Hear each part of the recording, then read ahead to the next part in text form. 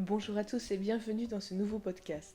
Alors, même si le titre est plutôt interpellant, nous allons aborder aujourd'hui une problématique bien réelle autour du réseau social phare de la société moderne.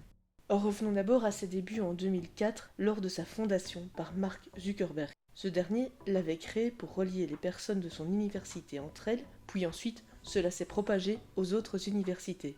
Ce n'est que quelques années plus tard qu'il a été mis à la disposition du monde et est devenu à titre égal de son plus grand concurrent de l'époque, Twitter, un des standards du microblogging.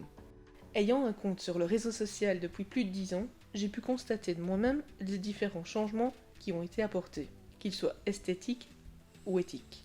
Mais alors, comment un simple réseau social, qui à la base était créé pour rester en contact avec des amis d'école, a pu rendre certaines personnes complètement accros au point de devoir se faire soigner? Outre le fait que le réseau ait généré énormément d'argent de par le nombre de personnes inscrites, bien que le réseau soit gratuit, son entrée en bourse en 2012 ou encore le nombre de publicités qu'on peut y retrouver, le coupable de votre peine addictive est sans doute le petit bout de code que l'on nomme algorithme et qui a été développé pour vous surveiller. Ce code va analyser vos contenus, les pages que vous likez, les profils que vous consultez, les photos que vous postez, et bien plus encore que je n'énumérerai pas. Tout cela pourquoi ? Pour que vous consommiez encore plus de photos, de vidéos, de likes, de dislikes, etc.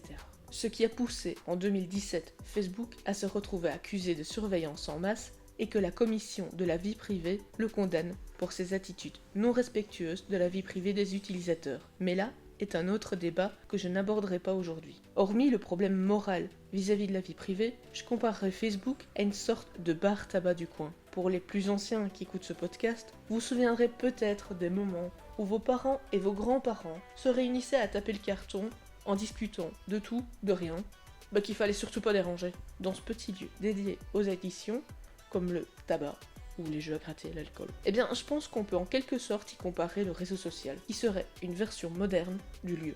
Par exemple, que faites-vous lorsque vous avez un temps libre ou que vous vous ennuyez? Bien souvent, vous vous retrouvez en moins de temps que vous ne le pensez à scroller les pages du réseau social pour voir l'une ou l'autre actualité sur vos confrères, vos amis, votre famille. Et plus vous l'utilisez, plus de temps vous allez vouloir y rester. Et à cause de ce fameux algorithme dont je vous ai parlé tout à l'heure.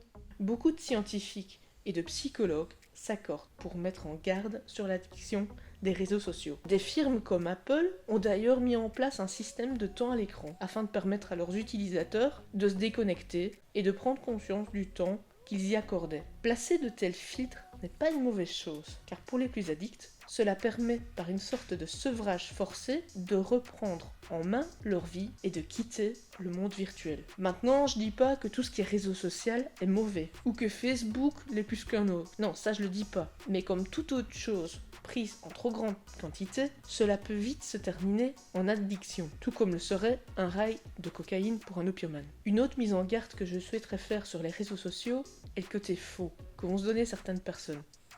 Poster les meilleures photos de vacances, partager des films où ils s'amusent, alors qu'ils sont peut-être pas plus heureux ou bien mal dans leur peau. Pourquoi ?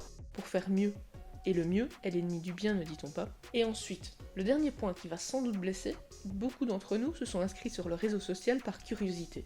Imaginons-nous la mamie en train de regarder ce qui se passe chez son voisin, caché derrière ses petits rideaux. C'est tout à fait ce que vous faites sans vous en rendre compte en allant scroller et scruter les profils de votre liste d'amis quotidiennement. Cela peut créer des tensions, des jalousies et autres au sein de vos collègues et votre famille. Mais les réseaux sociaux, c'est un merveilleux outil qui peut être très utile pour les publicitaires, les médias, les vidéastes, les photographes, et j'en passe.